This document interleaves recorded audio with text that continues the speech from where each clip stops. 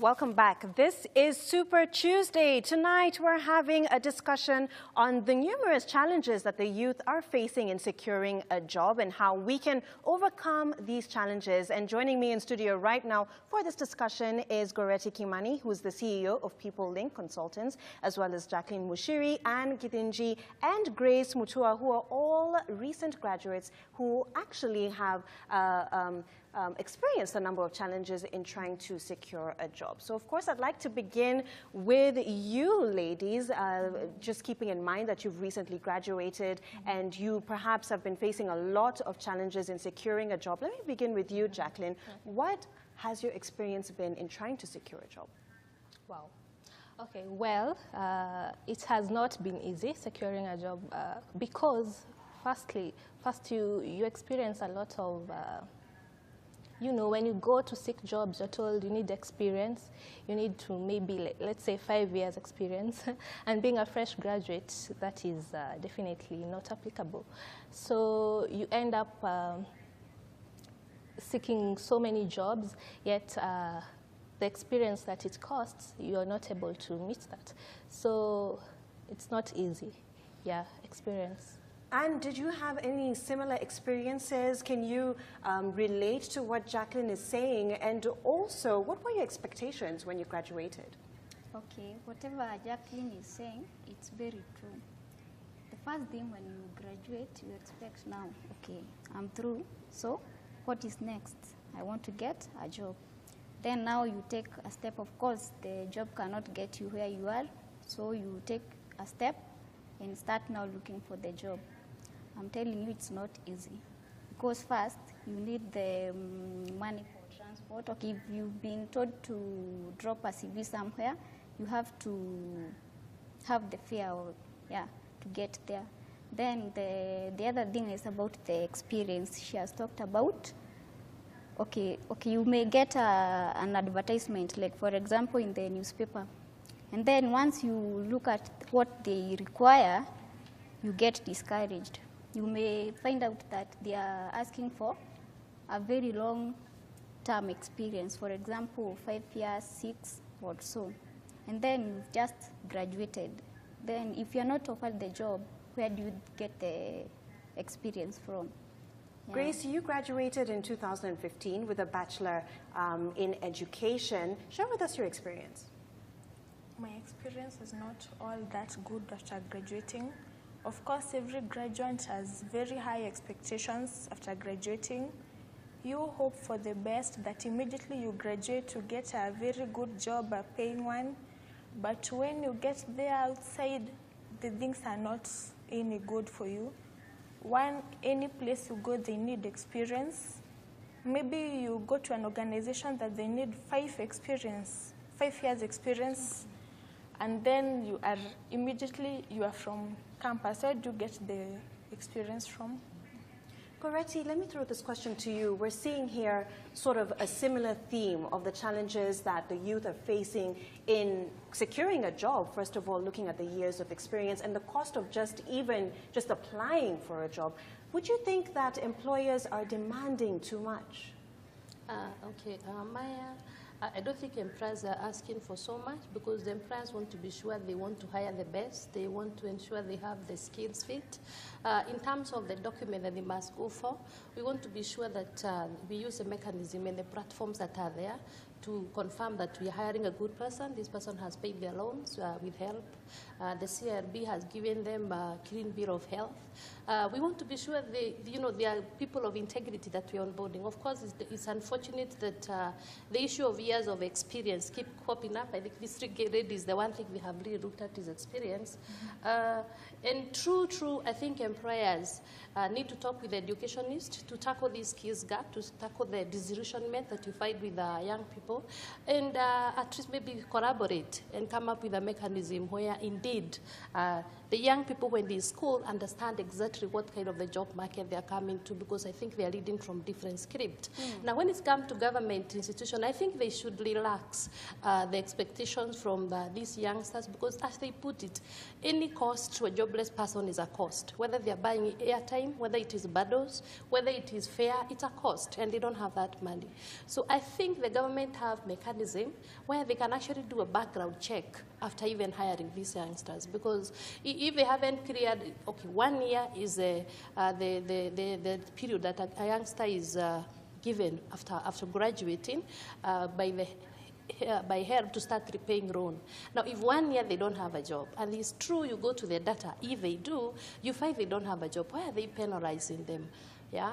Number two, when they go for clearance, they will indicate that they are defaulters. You go to the Credit Reference Bureau, they will not get a clearance certificate because they are not paying or they have defaulted, whatever is the story. So it means they are actually stuck up. They can't get the jobs. The big corporates follow the government. They also not hire them.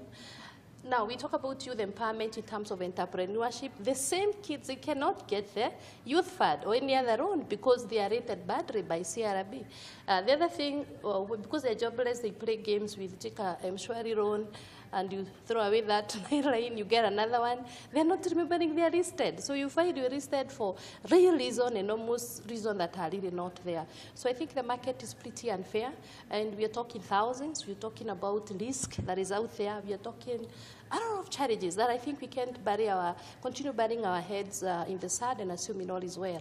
I do career coaching, so trust me, the misery is really there. And I think the government can take the lead in actually literally abolishing this, and they do their own background check. If they really have to do it, then let them give them jobs. During probation, they can provide the document when they are guaranteed they have a job. Because I have seen like the certificate of good conduct, within 6 months you need another one. So you go for that certificate, you apply for jobs, or even interview, not hired. Then 6 months down the lane, you're supposed to go for another one. I think it was interesting that you mentioned the skills gap, and I just want to get the perspectives from the graduates. I'll begin with you, Jacqueline, Okay. just talking about the skills gap that you were saying. When you were job hunting, did you feel that you had the skills that you needed to actually get into the market? Do you feel that you were well prepared and qualified for the jobs that you were applying for? Well, okay. Well, yes, I can say that when I was getting into the market, I had the skills because during our study time, we used to go for internships, and you see that during third year there, you're given like 3 months to venture into the market that you're studying for. Yeah. So after that, you're able to evaluate yourself, whether you've learned practically and theoretically. So yeah, we're really empowered with skills, both in schools and internships.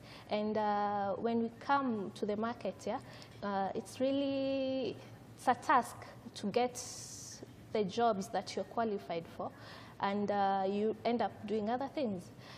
So yeah, you have the skill set, but the opportunities are not forthcoming.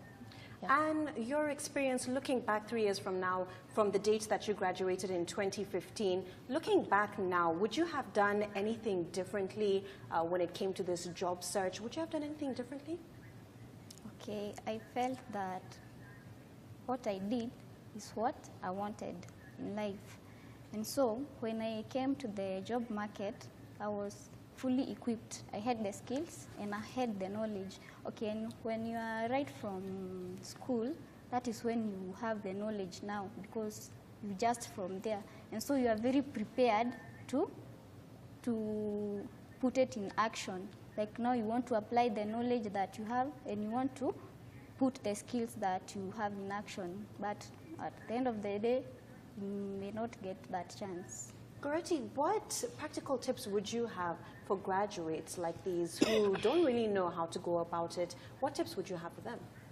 I'm actually happy, Maya, that they are saying they have the skill set, because that is the biggest problem we have. I'm actually happy she actually interned within her career line. True, we have issues with the skill set. They may have the technical expertise. They have the document, but they can't present them. They are not able to package themselves for the job market. The language, the job market language is lacking in the young people, not just this one, the majority of them. Let me first say, you may be very well skilled, but you can't put in something in a CV. Your CV doesn't communicate the expert that you are. When you do a cover letter, they forgot English. I think there's a lot of street slangs and all that. So you'll find, you go through a CV and you're like, I can't believe these are graduates writing that. So definitely, you are not keen on meeting that person. When they get opportunities, they dress funny. Let me just use that word. Because I'm always fighting with ladies who believe in wearing plastic shoes, who believe in wearing some, I think they're trendy. They use the word is trendy. And image, of course, matters a lot. Exactly, yeah. And especially what is expected from a graduate is really different from what you'd expect from someone who never entered the university. So they dress badly, their documents are not well put. They're actually not serious. They have a casual approach to the job market. And I think, true, again, that is, the universities could be doing really well. And for this one, wherever they went, I think congratulations to them, because some of them are interning for the sake of it. They can get opportunity in the job market, especially guys like technical people, engineers, and the rest. They can, so they do anything. And interestingly, it's like the universities don't actually supervise industrial attachment, because they should be able to, you know, when you go for industrial attachment, at the end of it, you give a report to the institution that you went, that you interned in, and that report is taken seriously. The same report goes to the institution. So if universities are seriously following up, because this is your job, on ensuring, number one, they facilitate the industrial attachment process for the young people. And number two, they actually supervise. I think they'll get the skills gap that you're talking about. And once you find 10 students, 20 students are coming up with the same report, then definitely you can see how you're going to change your curriculum, whatever you're teaching. So they may have the document, but they are so green. It is like they live in the bush, and suddenly when they graduate, they come out, and the market is really a shock. The people that are coming, they're waiting for good guys, but we never participated as employers to actually give them the skills. So I think it's all unfair, let me say, and we owe the youth an apology. When you're in school, nobody tells you need a certificate of good conduct, so you don't plan for it. If you had a sponsor helping you out, you can now go back to them and say, no, I need a 5,000, 10,000 because I have to pay. And helping students while they're still in learning institutions to prepare them for job hunting. Exactly. Really. They need to know it is not smooth sail, that you're not leaving the university and instantly. Yeah, because if they are prepared psychologically, I believe they'll be ready to volunteer, they'll be able to be called trainees, they'll be ready to be called interns, and all those nice words that help you practically join the workforce out there, and you're productive and you're also positive. As she put it, 3 years down the lane, some of them have even forgotten what they studied. Let's face it. This thing you studied for 4 years, and then you graduate, you are excited. You might even change studies. Yeah, it is true. And maybe for the 3 years, all you've done is kuza boga, hawking, mituba, rice selling, and you've just... It's okay to do these things because you want to be economically engaged, but it's really unfair. It's an insult to you. Go to the villages. One guy told me he can never go to the village. He'd rather hawk because everyone will laugh at him. Oh, you worked hard.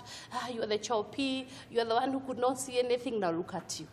Yeah, what you dress, how you walk, what you eat, really, you are worse than the guy who did not go to the university. So I think it is high time, all stakeholders, starting from the university itself, of course, the government, ensuring that we have a good platform for players to do what they're supposed to do. I think the backstop with them.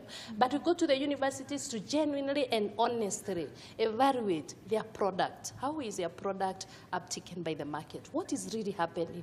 Let them listen. And then when the university, especially the public university, actually all of them, if they decide to meet industry, and they're all platform, from KEPSAS, from any public, private, whatever platforms that we have, I think we can stop lying to a graduate. That you go to school, work hard, get good grades, and life, and get a job. You get a job, and life the is going to assumption is be. that if you go to school, get good grades, graduate, that you'll get a good job. And Grace, I'd like to throw this question to you. From your experience, and for all of those that are watching you right now and feel that they can relate to you, if you could share your lessons that you'd like them to learn from, what lesson would that be? Okay.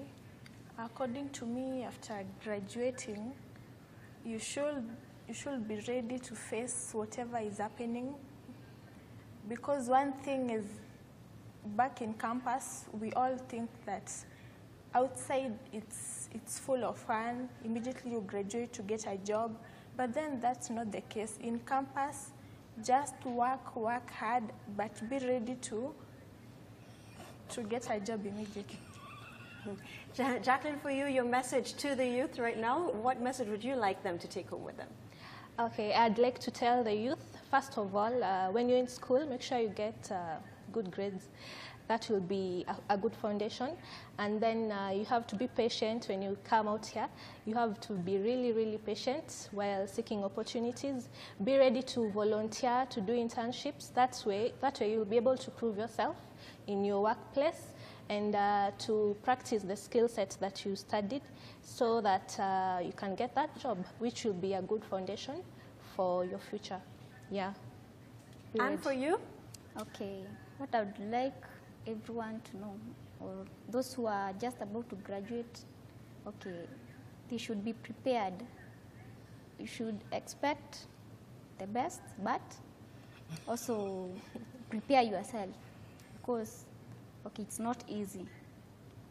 Come out with the courage that, okay, with the hope that you are going to get a job, but then if you don't get it, you don't give up.